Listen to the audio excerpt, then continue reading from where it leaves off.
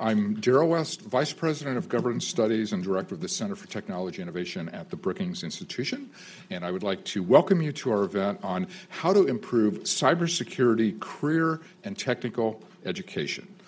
We all know that cybersecurity represents one of the most important challenges of the digital era. There are malicious actors who've targeted governments, businesses, and civil society seeking confidential information, or organizations and people who engage in outright disruption of digital networks. To deal with these challenges, we need to develop a critical infrastructure workforce that understands cybersecurity and can help protect assets that are vital to our society. Today, we are honored to have two very distinguished members of Congress who are leaders on cybersecurity. First, Congressman Jim Langevin, who serves on the subcommittee on cybersecurity and infrastructure protection. We actually met many years ago in Rhode Island when he entered public service, and I've been impressed at the amazing career that he has had since that point in time. Congressman Langevin also is co-chair of the Congressional Career and Technical Education Caucus and also co-chair of the Congressional Cybersecurity Caucus. So he is one of our nation's leading authorities on cybersecurity. We also are very pleased to welcome Congressman Glenn Thompson from Pennsylvania. He serves on the subcommittee on higher education and workforce training. He was one of the leaders who helped enable the reauthorization of the Perkins Act on technical education. So we applaud him for his great work on that issue. He also serves as co-chair of the Congressional Career and Technical Education Caucus. So each of the two members of Congress will make opening remarks outlining their thoughts on cybersecurity education. Then we will have a moderated discussion led by my Brookings colleague, Susan Hennessy. Susan is a senior fellow in governance studies at Brookings and also executive editor of the Lawfare National Security blog. She also directs our new cybersecurity initiative and is helping us think through both the policy and operational challenges in that area. So our first speaker will be Congressman Langevin, so I will turn it over to him. Thank you. Very good. Darrell, thank you very much for the introduction. It's an honor to be here today at Brookings. I want to thank you all for hosting us and to be with Susan as well. Thanks for moderating, Susan. And it's a real thrill for me to be teaming up once again with my colleague, G.T. Thompson from the great state of Pennsylvania, and he was really the leader and the force behind our collaboration on reauthorizing the Perkins Act that modernized career and technical education at our high schools and post-secondary programs. So just an honor and thrilled to be teaming up with G.T. once again on this topic. And I have some prepared remarks to just kind of frame the issue, and then we're going to actually just get into the Q&A part of it. This topic of cybersecurity and career and technical education brings together two real passions of mine. Both of these interests came from distinct experiences that I had back in as a member of Congress back several years ago. Starting off in 2007, I chaired the subcommittee on Homeland Security that had jurisdiction over cyber threats. And I can remember my staff coming to me one day and telling me that I had to get a classified briefing about a significant vulnerability that two researchers out at Idaho National Labs had found to our electric grid. And basically, we arranged the briefing in a secure space, and we started by talking about the issue, but then they showed a video of this diesel generator operating normally, and all of a sudden it starts spinning up beyond its capacity and started shaking, and basically as the seconds ticked by, it wound up basically blowing itself up, and because it exceeded its capacity. And what caused this was basically a simple piece of malicious code that was inserted into the generator's logic system. The Aurora test, as it's now known, really opened my eyes to the physical damage that could be caused by a cyber incident, and the subsequent lack of concern from the owners and operators of the electric grid and the safety of its delivery systems really convinced me that here Congress had a significant role to play to address this vulnerability, this problem.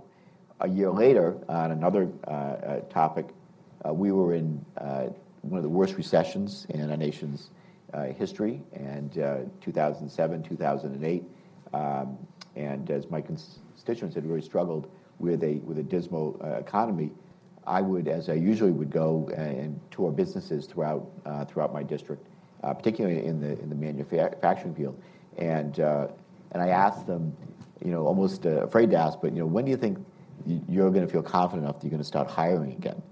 And in my experience, especially at manufacturing facilities, that the answer I got time and again was, we're actually hiring right now in many positions, but we're finding it a real difficult challenge to find workers with the right skills to do the jobs that are available.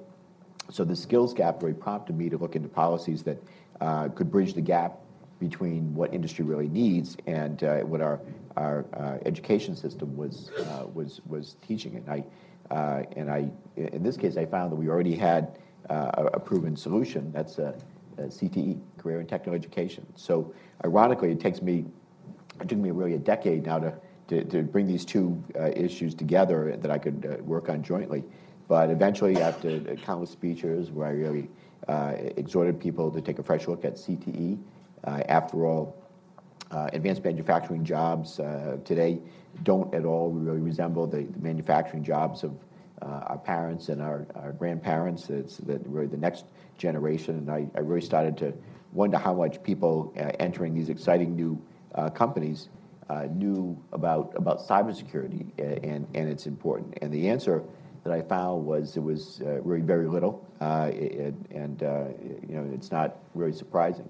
So we've long faced a gap, if you will, in OT and IT, and that is it's a difference in maturity between cybersecurity risk postures of operational technology networks, which encompass industrial control systems or SCADA systems, and other systems that have real-world physical impact, and the information technology networks that have laptops and tablets and smartphones that we're more familiar with.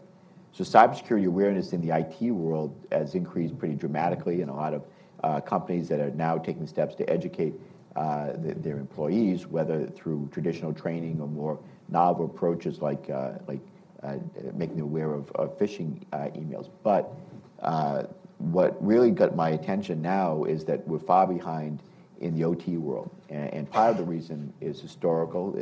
It's only in the last really 10 to 15 years that OT systems started to be connected to the internet, and therefore are now vulnerable. So these types of systems they brought great efficiencies to things like power plants or the electric grid, but with those connections to these OT systems down to the internet in particular, if they're on the internet, it brings great vulnerabilities. And so part of this, as we found, and why it's not a high priority to security, is due to the gap in skills training that GT and I are trying to attempt now through by introducing the Cybersecurity Skills and Integration Act of this year, HR 1592. So basically, in high-risk, safety, critical sectors, whether it's telecommunications or manufacturing or healthcare, a workforce without basic cybersecurity skills, in my opinion, can be very dangerous. And so we're trying to basically address these topics right now, close that gap, and we need to be successful. So I just want to kind of wind up with this.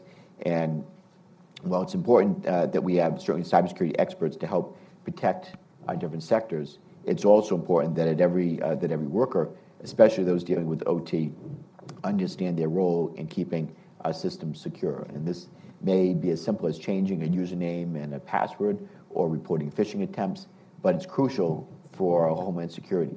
And just by way of an example,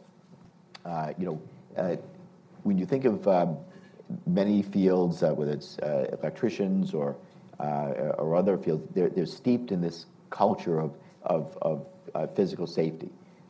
You'd never see an electrician leave a door to a high voltage distribution panel unlocked, for example, but you may never see he or she plug in. They wouldn't think about anything about. They wouldn't at all walk away without closing that off. But you may see him or her plug in a network cable and walk away and not be conscious of that security, so and that safety issue. So what's clear is that most cybersecurity experts I talk to with this is that plugging in that smart device without changing the default credentials or alerting the network team is inherently unsafe, and we obviously need to address this challenge, raise the awareness and the skills training, so that as they're being trained in this security and safety culture, that cybersecurity is a part of that. So that kind of frames where we're going, what we're trying to do, and I'll turn it back over to Susan or to G.G. So thank you. Susan, thank you.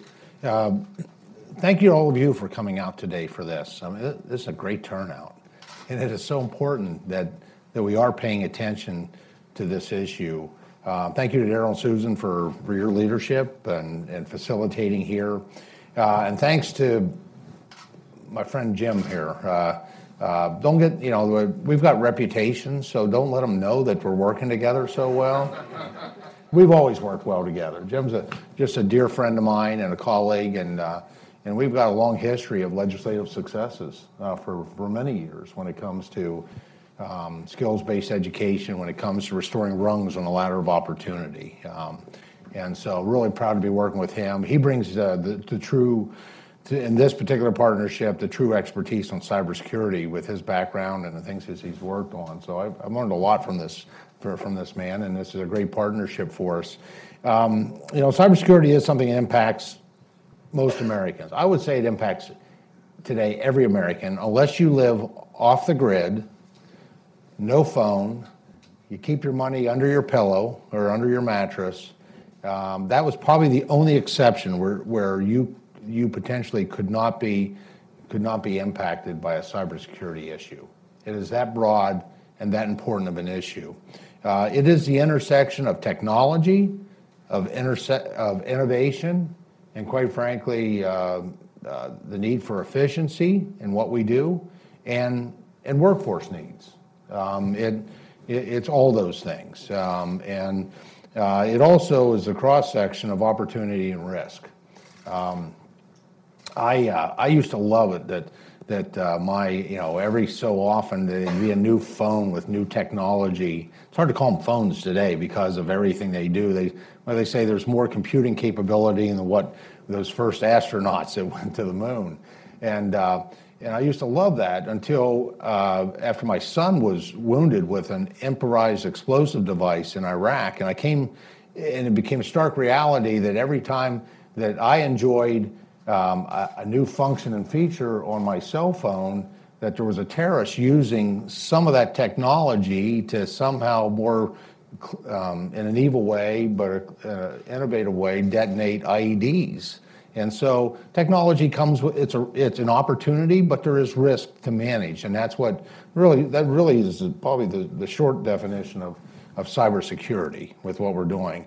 The average citizen needs to be aware of bad actors who would obtain their sensitive information, viruses, spyware. You all know this. I mean, it runs the gamut. Cyber intrusion runs the gamut of privacy, just privacy issues, which are so important today, of protecting our information, and there's so much available on the virtual highway today, so to speak, to unethical business practices, to cyber crimes, to cyber terrorism.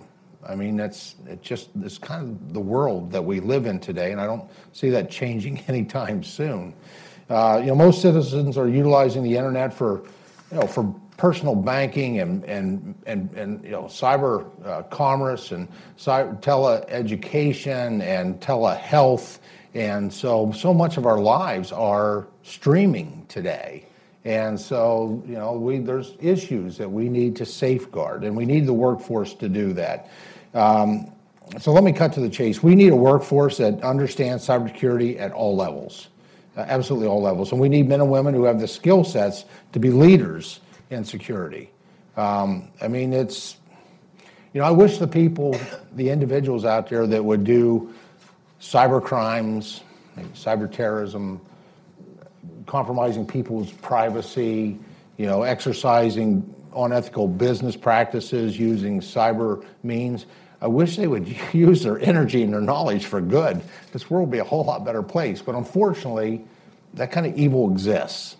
And so that's why we need to make sure that we're encouraging and recruiting the best and the brightest when it comes to cybersecurity skills. That is our defense. And it's not easy because, as you all know, it's redefined as technology changes and improves, and it's used in different ways. So it's really a battle. It's an effort that requires us to be proactive, to anticipate, and we get that with the number one asset in that effort is a qualified and trained workforce. There's no doubt about it. I've been working on career and technical education for more than a decade now. Last Congress, we were able to pass a bill I was proud to lead, and Jim's support as original co-sponsor. And I was proud to be with the president on July 31st this past year when he signed in the Oval Office the Strengthening Career and Technical Education for the 21st Century Act. Now, the cool part about that bill is, if you turn on cable news network, all you see is division and friction. And, that bill was voted on 6 times between the House and the Senate. And in 6 votes, not one person voted against it during 6 times. But we didn't see that reported on cable news network. I guess it wasn't newsworthy. I think it was, because I think it also, it shows how much, and Jim and I have done some radio shows in the morning with C-SPAN, and they're used to the Republican line, the Democratic line, the independent line. It's like and typically if you watch that, it's like grenades going back and forth. We're on, all people want to, it doesn't matter what they're registered, every line, they're just talking about how career and technical education has made a difference in their lives, or their children's lives, or their grandchildren's lives. And that's why, and now that we're taking to the next step, which is really, in a lot of different ways, but in particular today, we're talking about cybersecurity and that skill set. There's more than 7 million jobs that are open and available out there today. And certainly, and one of the greatest threats or challenges, as Jim talked about, is the skills gap. But we have accomplished a great deal within the legislation that has now been signed by the president to not just reauthorize the Perkins Act, but to reform career and technical education so that we're actually focused on restoring rungs on a ladder of opportunity and looking at in-demand positions. And there's very few that are probably as in-demand going forward as cybersecurity, because it impacts every industry. Every industry can be vulnerable. And so really proud to work with Jim on that. Our most recent bill is, as you mentioned, H.R. 1592, which is a Cybersecurity Skills Integration Act, a great competitive grant program that does the kind of things we've been working on, encouraging that partnership between employers and educators, that public-private partnership to address in-demand skill sets. And with more than 16 critical infrastructure sectors in the country, we really have to prepare our next generation of learners to have the most sophisticated and comprehensive educational programs to protect our nation's dire assets, systems, our networks, operational technology, those control systems that are part of almost every manufacturer today. I mean, we have fewer people working in manufacturing today, but it's because of technology. Actually, manufacturing is a larger part of our gross domestic product than any time in history, and it's because of technology. So this is about managing that opportunity and the risk that comes together. And so let me just close there. Looking forward to questions and discussions, and just say once again, thank you for your interest in this. That is extremely important given the significance of cybersecurity really in all aspects of our lives. So thank you to both of the congressmen for joining us here today. I like to start every cybersecurity panel by attempting to scare the audience a little bit. I think That's your easy. staffs would agree that you are both facing overwhelming and urgent legislative agendas right now. It takes a lot to get congressional attention on a particular issue. And so I'm curious, as you, whatever you've introduced now, this Cybersecurity Education Integration Act, what are you concerned about? What is your fear if we don't have this kind of intervention? Sort of what is the long-term landscape if we don't address these issues now? And I'd put that to both of you. So just yesterday, we had a hearing on the safety and security at chemical facilities, for example, and I asked, and they talk about the safety training, the protocols that they have in place, and how their workforce needs to be part of the safety training, so that they're doing the right things when they're managing these facilities and servicing the facilities, making sure they're running at optimal capacity. And so I asked, so what type of cybersecurity training? And this was the person who was directly responsible for representing the workforce. And I asked, what type of cybersecurity training do their workers get? And he said, I'm really not the cybersecurity expert, so I really can't answer that question. And that's kind of goes to the heart of what I'm most concerned about. That's where the bad things can happen. I mean, you'd be obviously worried about making sure that the physical systems couldn't release chemicals into the atmosphere, and it's going to cause significant harm to not only the workers there, but the surrounding population. And what we're saying is that the people that now service these not only need to be concerned about making sure that the valves are replaced, or that before they're worn out, or the safety systems are up to standard, but also now these remote systems in OT systems, operational technology, that have sensors on them and such, and can be managed remotely, that they have to be secured when they're serviced and they're installed. Or the bad thing that could have happened before by some physical activity, like an explosion or some physical hands-on sabotage, now it can be done potentially remotely. So we want to make sure the people that are installing and servicing these systems are cyber conscious and cyber trained. I think it's comprehensive, just like Jim said, but it's comprehensive concerns. I mean, just last week I got an email on my personal email that said, you have been hacked. Send me $100 and we won't do anything. And I'm thinking, well, you can hack my email and take a look at it. There's not much there to see. You're not getting $100. It's the cyber crimes like that. It's certainly unethical advantage that's taken either by countries, by nations, or by businesses. Sort of cyber espionage. And it runs the course. Cyber intrusion runs. When you think of the critical infrastructures we have, I'll focus on. You mentioned manufacturing. Let me focus on agriculture. I was vice chair of the Agriculture Committee, a senior member on the Agriculture Committee, and when I look at our food processing, not only food production as well as our farms are wired. I mean, we are measuring soil health as the tractor runs over using a GPS device that doesn't really need to be driven, some of these tractors. It's measuring soil health and administering pesticides, insecticides, nutrients, and it's all done basically virtually. And processing plants where we're talking food. So how sensitive is temperature when it comes to making sure that there's no variance, that we have not just high quality, affordable, but safe food. And so the exposure anywhere where we have this technology that is now online and vulnerable, you just take one of those, a transportation issue, a manufacturing issue, an agriculture issue, a defense issue, a financial services issue. That's the stuff that these novels are written about, actually.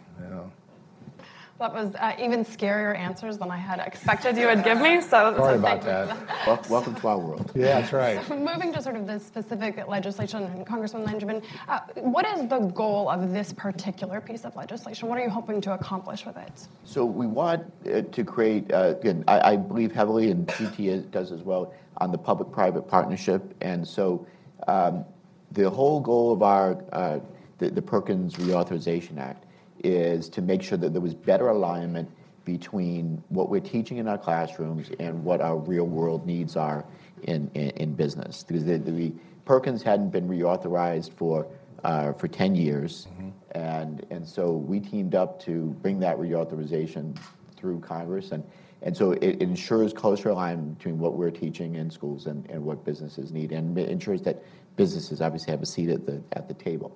What we want to do in this, with the new Cybersecurity Skills Training Act, is to make sure that we develop curriculum so that our people in these CTE fields that are dealing with safety systems and such, and dealing with OT systems, are properly trained. Right now, the programs don't really exist, and so it would be focused on a grant program, creating demonstration programs that would create curriculum where there's a partnership between academia and businesses. So it'd be encouraging that kind of collaboration. Would be a $10 million authorization to develop the programs, and they would be taught at the post-secondary level. And the goal, of course, would be that eventually, once the curriculum is developed, that the curriculum would eventually migrate down and be used at the secondary school program level as the kids are getting trained. But these people right now that we're focusing on first, a place like CCRI, Community College of Rhode Island, teaming up with the Electric Boat, for example, they're training people to go into field of building submarines.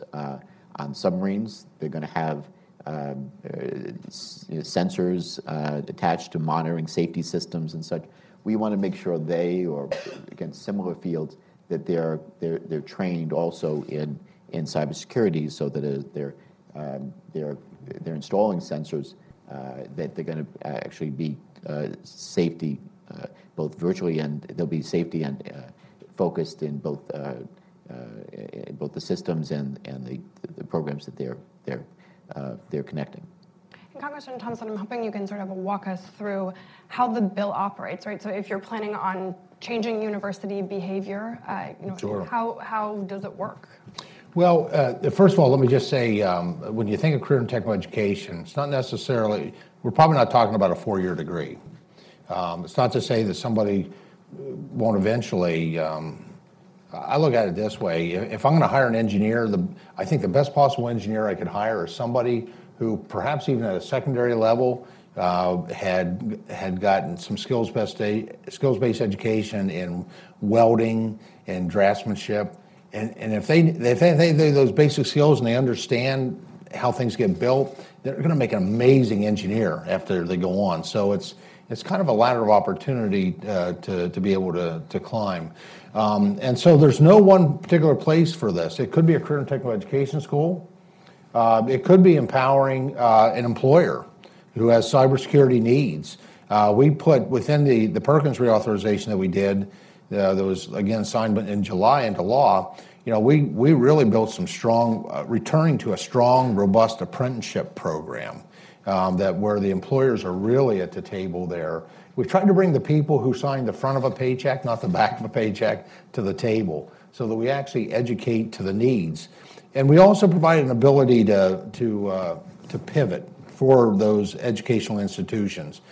Before you could have an emerging need in your community. Maybe it's somebody who grew up in one of our congressional districts. We could cite a number of examples of those, and they wanted to come back home because they had gone off and done great things. They created these big businesses, maybe thousands, if not hundreds, of jobs, and they wanted to come back, and they wanted to build a business. And I've seen examples of this. And you know what their number one need is? It's qualified and trained workforce. And so they do reach out to our educational institutions, and they'd say, you know what, I'll create 500 jobs if I can find the qualified and trained employees. Well, before our law got signed, trying to to get approvals for starting a new program, that was at the speed of bureaucracy. It would be sometimes years until it's like turning an aircraft carrier in a typhoon. It usually doesn't work. But now under the underlying law that we started with, we created the ability to pivot. So that foundational will be very helpful for what we're working on now with cybersecurity, because the demand's there, it's obvious. And now communities, whether it's community colleges, career and technical education, business, industries, all sizes that want to do apprenticeship, do their own training programs, will now have the ability to step up those programs. So, Congressman Langevin, are there examples of programs or universities that are already doing this well, or is this sort of uncharted territory and where you're trying something that's sort of wholly new? Yeah, so a lot of ways it's uncharted, but we look at NIST, for example. This is the program that we would use as a kind of foundation. The NIST, it's the NICE framework. It stands for the National Initiative for Cybersecurity Education, and basically it would use this as a model, as a foundation to build a program going forward, but it puts real context to what the need is out there, and as curriculums developed and they're doing career and technical education development programs, that we incorporate that cyber element in it. So NIST is looked as a primary resource as the program is developed, but there is a model that we would start with. And our district lines were redrawn by some judges. That's a whole nother session we can talk about this past year. But before that, I had the privilege of representing in Erie County, a university, a small college actually, and they had 2 campuses. They actually get into workforce development, not just a traditional 4-year path. And we've got the Tom Ridge cybersecurity school there, and so they were really cutting new ground, recognizing the need for that skill set. But I would argue, if you look at some of even our traditional career and technical education programs, and that's the beauty of career and technical education. The tools of career and technical education is, it's the things people normally think about. It's welders and hammers and wrenches, but it's also paintbrushes and scissors and stethoscopes and keyboards and industrial control systems and operational technology applications. I mean, it's just so varied that, if you go into a heating, ventilation, air conditioning program with high school kids today, they're working with controls that are wireless. Almost, many of the traditional programs out there, that this technology and innovation has been innovated for efficiency purposes and convenience of the consumer into those programs. And those kids will say, and then adults, because career and technical education is for everybody at any age, we envision that as a portal. You go in and get what you need, you come out, you get a better job, you get a raise, you better support your family. Those skill sets also have to not just have the skill to deal with the opportunity, but we need to educate them to the risk. So this is sort of framed as a pilot program. I assume that means that if it works, it will be expanded. How do you think about measuring success? How will you know if this program has worked? Well, a part of it is witnessing it. It's expecting. Look for those reports back. We'll lean heavily on the Department of Labor, on the Department of Education, for the Department of Commerce. They should all be monitoring with this concern. Actually, quite frankly, the Department of Homeland Security ought to be looking at this as well because of the cybersecurity threat. So our expectation, I think, would be that it's implemented. And then I learned a long time ago, it's not sufficient just to write and successfully get what I think is righteous legislation signed by the president, but I don't ever trust turning it over to unelected bureaucrats without some oversight. Because I've seen situations where, and one of my first bills dealt with telemedicine and how the Department of Defense completely misinterpreted what my thoughts of telemedicine were. The step back, they called me up one day and they said, Congressman, you're going to love this. We're fully implemented. We're going to be able to save lives because we're going to provide more access to health care through telemedicine for active duty military, reserve, and guard. They said, this is perfect. All these soldiers need to do is show up at a fort or an installation and we'll hook them up with telemedicine. And I'm thinking, you people missed the boat. I want them to be able to do that when they're depressed at their dining room table. And you know what? And that oversight made a difference. So I think that's part of it, is when we're done with this, we're not going to be done with it. We have to provide oversight. And hopefully we can have the future goal, which would be great, would have hearings, to provide some transparency on how things are going, have people coming in to witness, what difference has this made for an industry? What difference has this made for somebody for, better life opportunity? Right. I think that oversight is exactly right. We'll follow up on this, making sure that, I guess I would look and say, in addition to the oversight, looking at if the NIST framework standards are adopted throughout the CTE training programs, where there's any type of IT or OT training that's involved. So GT and I, we teamed up on and modernizing the career and technical education programs, and again, whether it's in advanced manufacturing, working with robotics, whether it's plumbing and pipe fitting, and so those have been, we're going to make sure that those are modernized and up to what industry needs. But then anything that touches also on an IT or OT training, that, again, cybersecurity is built into it. I think we're all becoming more and more aware of the fact that we are part of the solution when it comes to dealing with IT. And most people know that, okay, you should have a strong password on your system, should have malware protection on your computers, that you're downloading your security patches. Don't click on unknown links or download, opening up attachments that are sent to you by an unknown source. Basically, a high percentage of the vulnerabilities in cyberspace can be addressed by practicing good cyber hygiene. And so now we're also addressing the gap in not just IT security, but in OT security.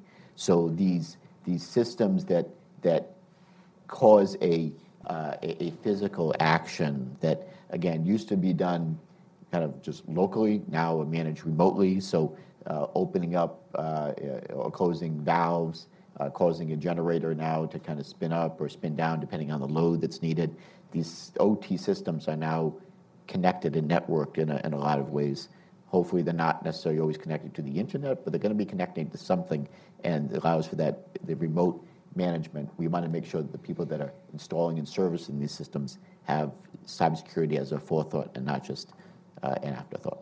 So I'm curious why you think that the private sector isn't getting this right on their own, right? These companies are in sort of the OT sector. They're the ones who bear the immediate cost of sort of a cybersecurity event. And so why is it that you think that we aren't seeing sort of that prioritization of cybersecurity in that field?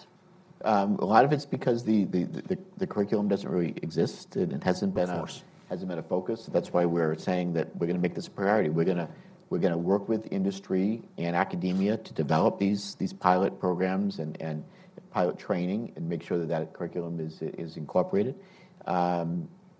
Sometimes also there's this hope or belief maybe it's not going to happen to us, and that's one of the things I found in the electric grid, for example, that there was a sense that we've got this, and we've installed, or we have strong cybersecurity measures in place. When you peel back the onion, we found that that's not really accurate. Now it's getting a lot better than where it was back when I first started on this field of cybersecurity, but it's a work in progress. And as technology changes and improves, we need to keep up with the changes and keep up with the threats. And we're also looking at, again, closer partnerships between critical infrastructure and Department of Homeland Security. All these things are a work in progress. We're getting to a better place, but it's, we can't rest on our laurels either. Yeah, you need workforce. I mean, I think you'd be hard pressed to find anyone who, in any of the industries we mentioned, who are not, that are not successful, knowing that the cybersecurity concerns has to be something that they're talking about. And quite frankly, they need a qualified and trained workforce. And so, this, and it's a fairly recent advent when you think about it, in terms of something that's a decade or decades long in terms of development, but it's certainly a part of almost every, I can't think of too many industries that wouldn't be impacted today. So you've mentioned sort of the number of sectors that this bears on, everything from agriculture to health to defense. Your bill uses the DHS definition of critical infrastructure. One sort of critique of that definition as it relates to DHS is that it encompasses so much that if everything is critical, nothing is critical. And so as you start to approach these issues as a matter of congressional priority in a world of sort of limited resources, how do you think about defining that sector, for that prioritized attention? Well, I don't think you can limit it because there is so many vulnerabilities today. I mean, sadly, I'm sitting here with 2 cell phones and multiple emails and all the stuff that go with it in my pocket today, not by choice, but by necessity, because that's the way the world is today. And so it's overwhelming from the perspective that you described, that there are so many sectors that would be a part of the 16, I think perhaps officially is a number that comes to mind. But what is the common thread?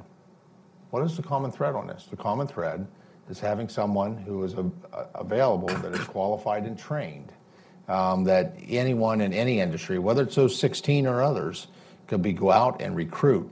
I mean, the great news is these are great jobs.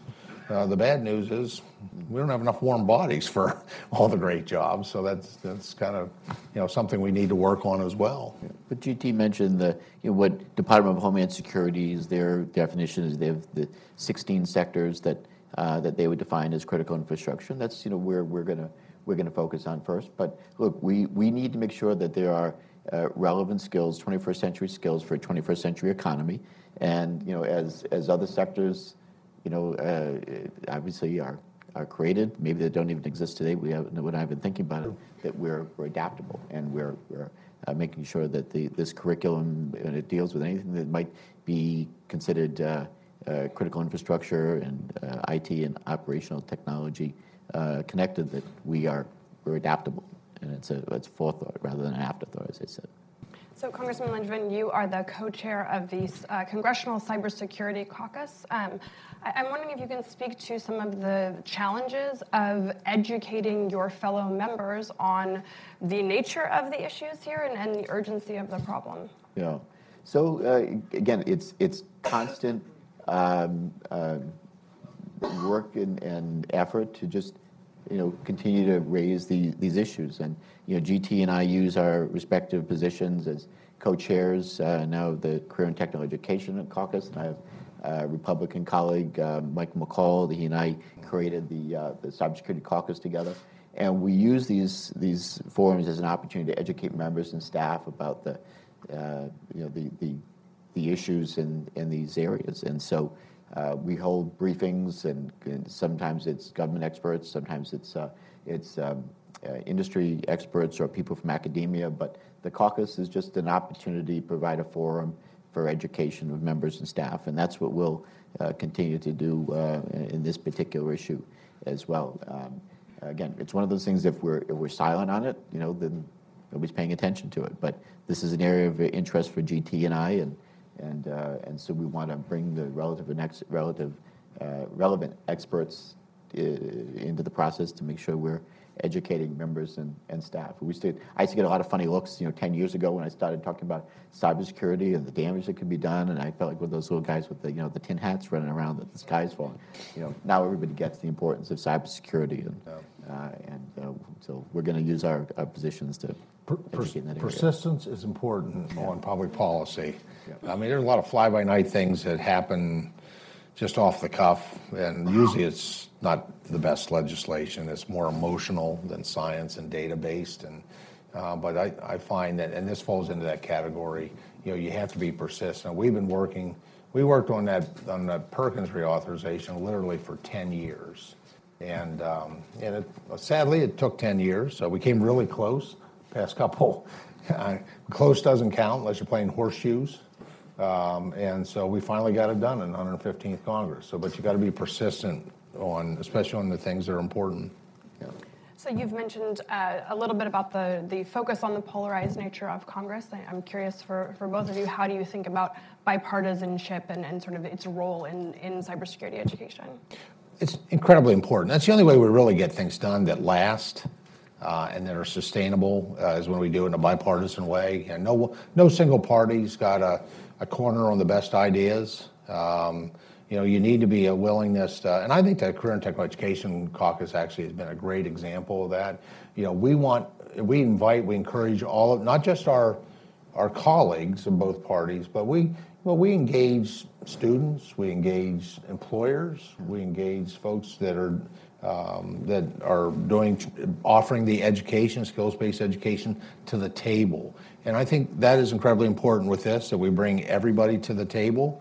And then we see what we can agree upon, and I think that's basically what we did on the framework of this. I know it's just a pilot, but it's incredibly important with the cybersecurity, and so that's my perspective on it, anyways. Yeah, and I'll just say, if all you're doing is getting information by watching the high level things that they're talking about, and maybe in the news media, it can be pretty depressing. You think about the polarization of the country, and I didn't discount that there is that the country is divided on ways, and as is the Congress.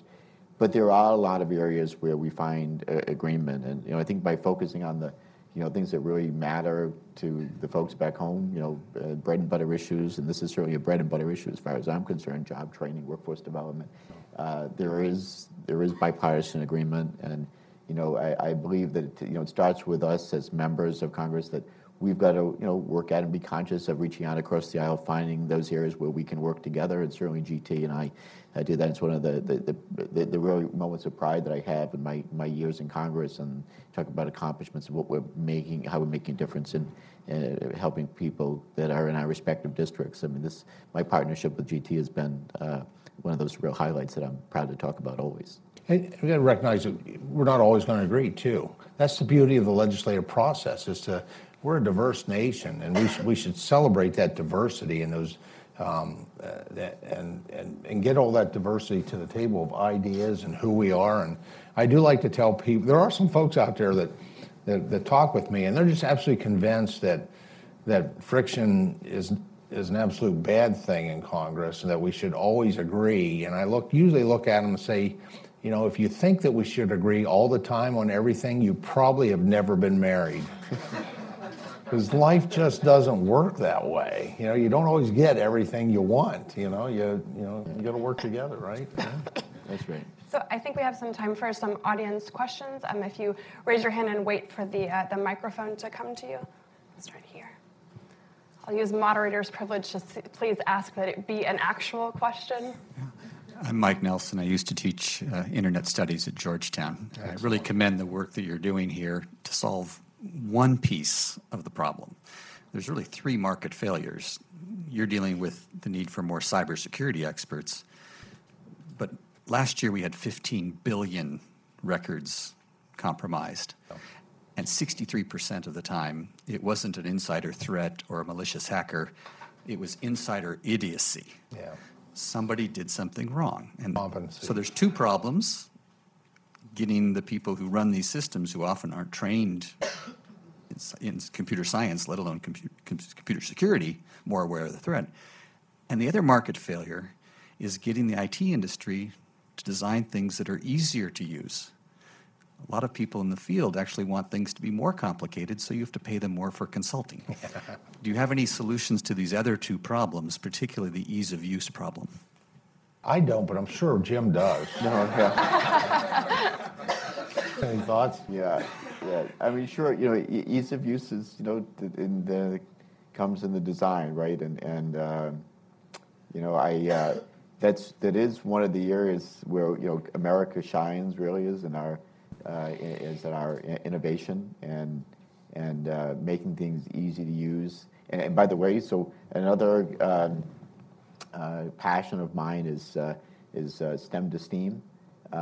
So bringing art and design into the science, technology, engineering, and mathematics. And agriculture, it's a long A.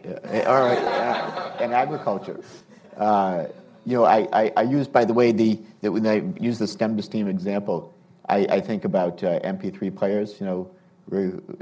Who the heck used them really not, as widely until the iPhone came along. And there's an example of how you had art and design incorporated in technology. Just a vivid example of U.S. innovation. So that made technology, if you will, more user friendly and easy to use. So I guess we have to be conscious of including user friendliness into design. The other thing I will say on this in terms of baking security in, backing up more, and as we're developing technology, we have security as a forethought and not an afterthought, and also have a mechanism for closing vulnerabilities, say after a product is developed. We're doing that in the post-market guidance on medical devices, and there was recently an agreement reached with the FDA and manufacturers, basically that if as long as you have those mechanisms in place, you avoid the necessary costly things like recalls or other things that can cause problems, and it makes it more difficult, after the fact. But if there's both security is built in from the design phase early on as programs are being written and developed, and then also have a way of upgrading afterward that's allows for security and safety all incorporated. So being proactive and not just reactive.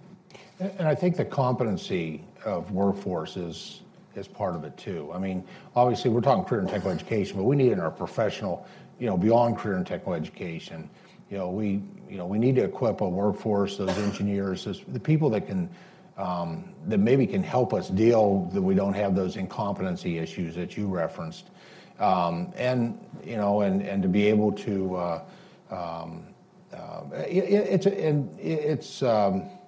it's always going to be a challenge too. When I practiced healthcare, I mean, at that point, technology was changing once every 7 years.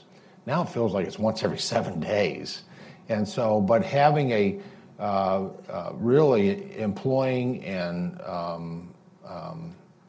a qualified and trained workforce, so highly competent, to be able to be our troubleshooters, to help us on those issues. A lot of this, we're not going to deal with all the problems that you talked about completely, but to some degree, the better we do in workforce preparation, not just qualified and trained, but highly competent and effective, could help us, give us tools we need.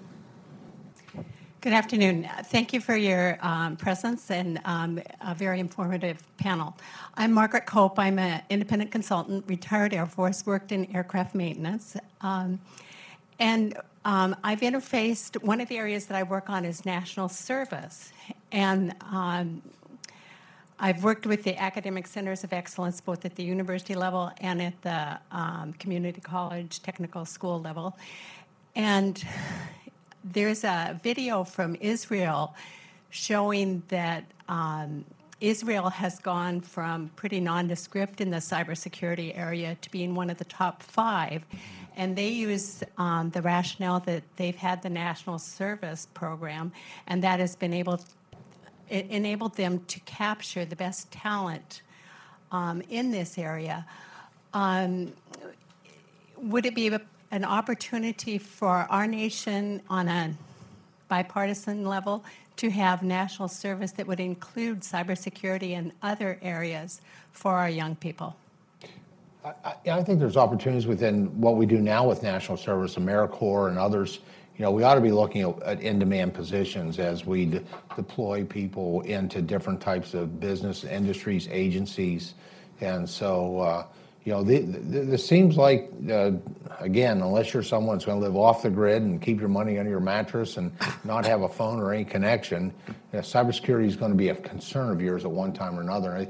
And I think it needs to be a part of our, we need to look for those types of opportunities as we incentivize various types of education that, it's a highly critical skill.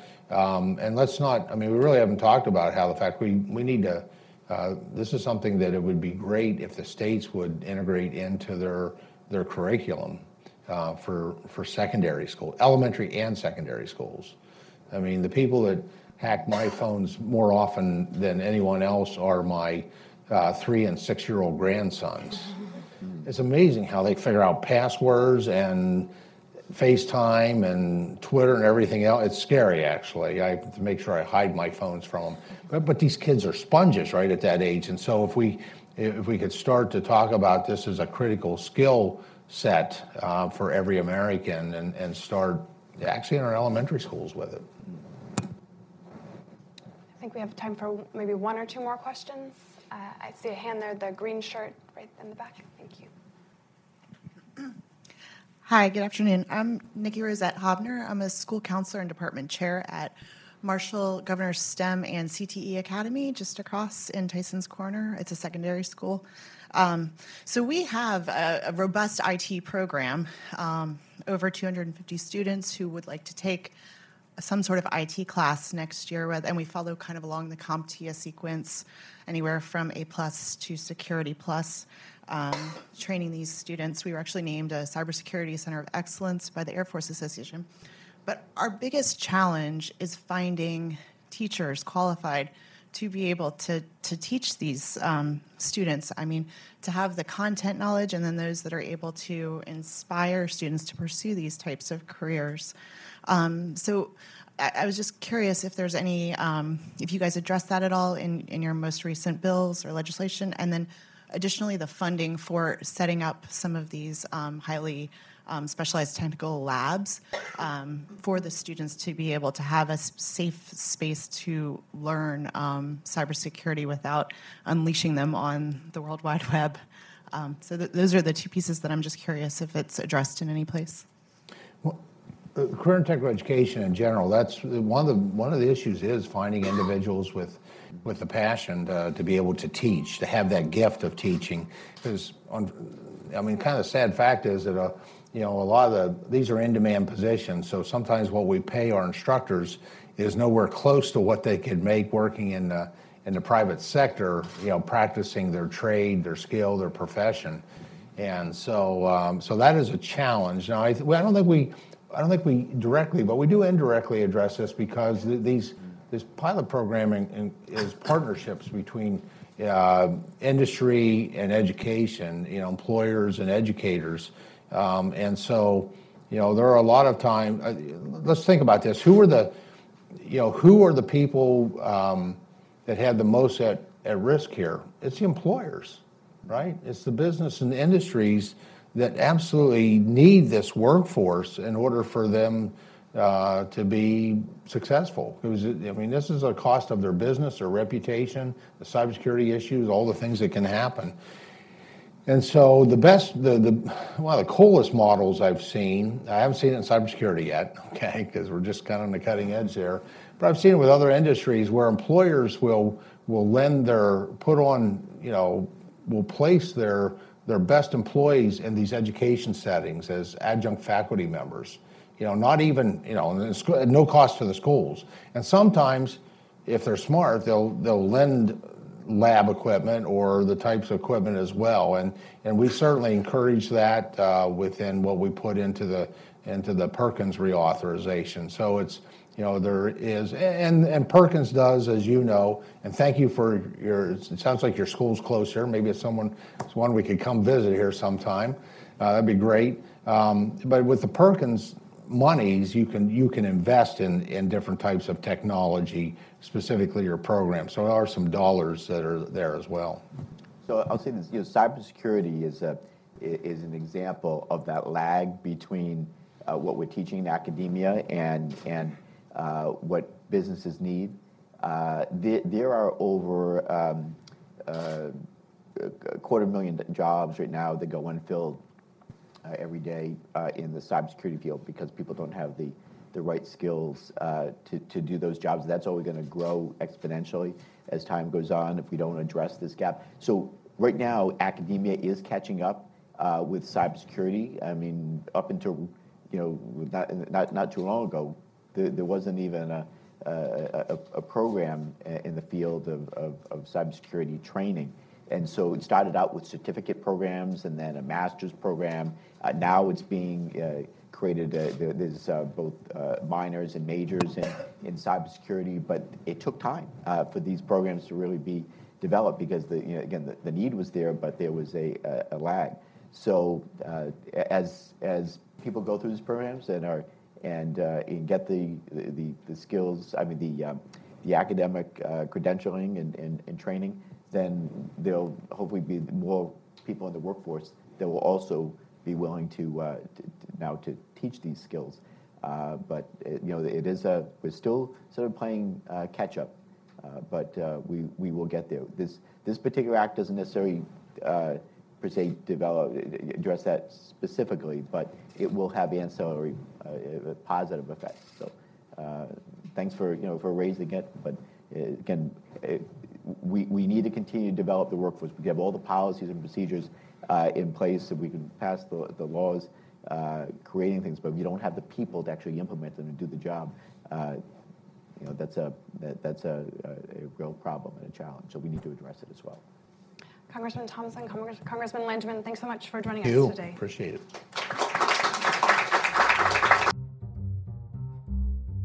Thanks for watching. Be sure to like and subscribe for more videos from Brookings.